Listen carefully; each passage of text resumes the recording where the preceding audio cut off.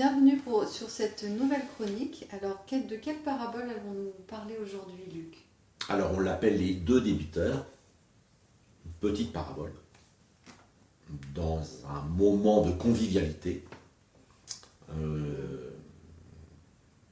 qui tourne au vinaigre. On va le dire comme ça. Donc d'abord, un préambule, une déclaration que Jésus fait. Le Fils de l'homme est venu mangeant et buvant, et vous dites, c'est un mangeur et un buveur, un ami des publicains et des gens de mauvaise vie. Mais la sagesse a été justifiée par tous ses enfants. La sagesse a été justifiée par tous ses enfants. Qu'est-ce que ça veut dire? Ça, c'est une phrase similine, mystérieuse. comme dirait l'autre. Donc la sagesse, eh bien, justement dans le récit qui va suivre, il y a la sagesse d'un pharisien confronté à la sagesse de Jésus le Sauveur. Et le mot justifié, la sagesse a été justifiée parce que justement Jésus va justifier une femme qui devient son enfant. Nous devenons enfants de Dieu par l'adoption. Dieu nous adopte par Jésus-Christ.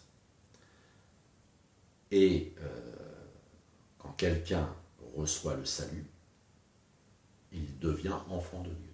Donc la sagesse de Dieu, la sagesse du salut, est justifiée par tous ceux qui acceptent le salut. On peut dire Jésus est orienté salut. Mais nous, parfois, on est orienté sanction. Et c'est là qu'il y a deux sagesses qui se confrontent. La sagesse du salut et la sagesse de la sanction. Et parfois, ça tourne à un pugilat politique. Un pharisien prie à Jésus de manger avec lui. Jésus entra dans la maison du pharisien et se mit à table. Et voici une femme pécheresse qui se trouvait dans la ville, ayant su qu'il était à table dans la maison du pharisien, apporta un vase d'albâtre plein de parfums et se tint derrière aux pieds de Jésus. Elle pleurait, et bientôt elle lui mouilla les pieds de ses larmes, puis les essuya avec ses cheveux, les embrassa et les oignit de parfum. Le pharisien qui l'avait invité, Jésus, il avait invité Jésus, il n'avait pas invité la femme, voyant cela, dit en lui-même, si cet homme était prophète, il saurait qui est de quelle espèce est la femme qui le touche. Il saurait que c'est une pécheresse. Jésus prit la parole et lui dit, Simon, j'ai quelque chose à te dire. Maître, parle, répondit-il. Un créancier avait deux débiteurs. L'un devait 500 deniers et l'autre 50. Comme il n'avait pas de quoi payer, il leur remit à tous deux leurs dettes. Lequel l'aimera le plus? Simon répondit, celui, je pense, auquel il a le plus remis. Jésus lui dit, tu as bien jugé. Bon, on a vu dans une autre émission Jésus qui félicitait quelqu'un. Tu as bien répondu. Va et toi fais de même. Dans ce récit-là, Jésus dit, tu as bien jugé. Tu as bien jugé. Celui à qui on remet peu aime moins que celui à qui on remet beaucoup. Bon, quoique maintenant, ça peut être contesté dans notre génération d'aujourd'hui. Il y a même un slogan, parce que je le vaux bien, parce qu'on me le doit bien.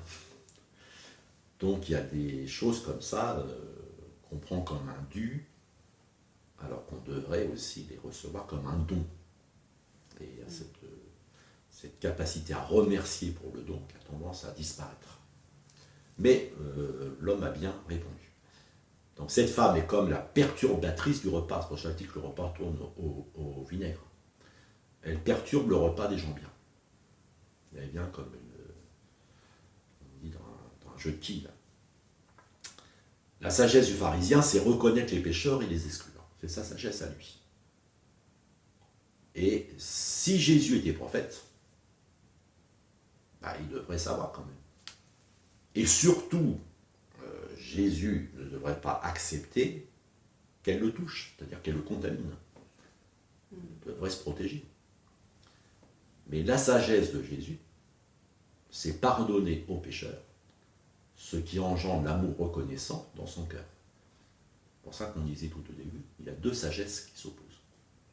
Une sagesse, un Dieu tout-puissant, doit reconnaître le méchant, le mauvais, le pécheur, et l'exclure de sa vue.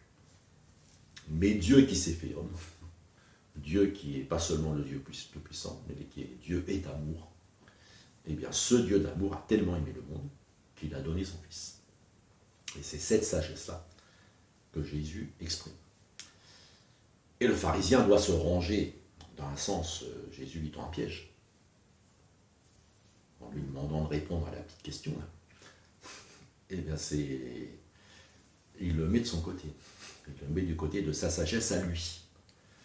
Le pharisien doit se ranger à la sagesse de Jésus, et ça le prépare à entendre la suite.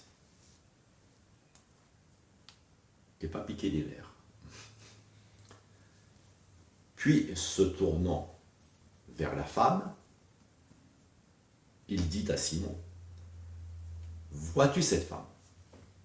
Je suis entré dans ta maison, et tu ne m'as pas donné d'eau pour laver mes pieds.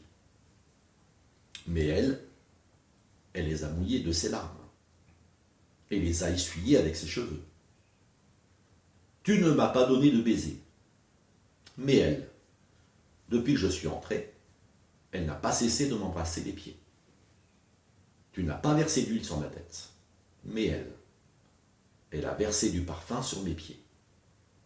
C'est pourquoi, je te le dis, ses nombreux péchés ont été pardonnés, car elle a beaucoup aimé. Mais celui à qui on pardonne peu, aime peu. » Donc la conclusion de Jésus revient sur la petite parabole. 50 deniers, 500 deniers. Lequel des deux aimera le plus? Bon, là on fait une émission, on ne fait pas du théâtre. Mais cette parabole, la scène surtout, il faut s'imaginer au théâtre. Jésus se tourne vers la femme, mais il parle aux pharisiens. Donc ça permet de ne pas regarder le pharisien. En même temps, il y a le regard. Et pourquoi? Eh bien, pour que ne pas l'indisposer, parce qu'il lui fait quand même des reproches. Il lui fait trois reproches. Il y a les règles de l'hospitalité de l'époque. Voulait, surtout quand on reçoit un hôte de marque, pour n'importe qui, il fallait lui offrir au minimum de quoi se laver les pieds. Parce que là, il lui dit quand même, maître, parle. Voilà, maître. Il le reconnaît quand même comme un maître. Exactement. C'est pour ça que il aurait dû faire, sortir le grand jeu. Mais il aurait même dû sortir le grand jeu. La vaisselle en porcelaine, la nappe, la décoration, et tout. Mais il l'a reçu comme un barbare. J'ai rien contre les barbares. Mais enfin, il a vraiment le service minimum. Jésus lui dit, même pas de quoi me laver les pieds, alors que les routes sont poussiéreuses. Mais un hôte de marque, le baiser, tu me reconnais comme un ami. Et puis verser de l'huile sur ma tête, et bien c'est pareil, on a la sueur, le soleil, tout ça, le sel, bien, voilà, l'huile va adoucir, et puis c'est une marque aussi de respect, d'onction. Tout ce que tu n'as pas fait sur ma tête, elle l'a fait sur mes pieds. Et en donnant de sa personne, ses larmes, ses cheveux. Son parfum.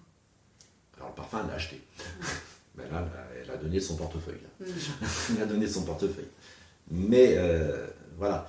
Et cette façon justement de se tourner vers la femme en parlant au pharisien sans le regarder, c'est lui dire des choses, bon, lui signaler ses défaillances, sans l'indisposer devant les autres trop non plus, parce qu'ils ne sont pas tous à la table. Il y a beaucoup d'invités à ce moment-là. Voilà, on va dire, il y a tout le gratin. Il y a tout le gratin qui est là. Mais aussi, il honore la femme, il la regarde. Parce qu'il dit du bien d'elle. Et il la regarde pour lui dire du bien. Souvent, on fait l'inverse. Il y a des gens, on dit du bien d'eux derrière leur dos, puis on ne veut pas leur dire en face. De peur qu'ils aient les chevilles qui enflent. Et puis, d'autres, on leur dit leur cas de vérité en face. Là, Jésus fait l'inverse. Alors, des pieds, laver les pieds à la tête, le baiser et les cheveux, et de la tête aux pieds, car la femme ne s'est pas sentie autorisée à toucher autre chose que les pieds de Jésus. Bon, il y a le fait que comment on mangeait à l'époque à la romaine, pour ça qu'il y a pour aller vers ses pieds, mais même sans parler de ça, c'est elle n'ose pas. Elle n'ose pas faire plus. Elle n'ose pas faire plus. Et la question après, c'est qui a péché? Est-ce que c'est le pharisien qui n'a pas observé les règles de l'hospitalité?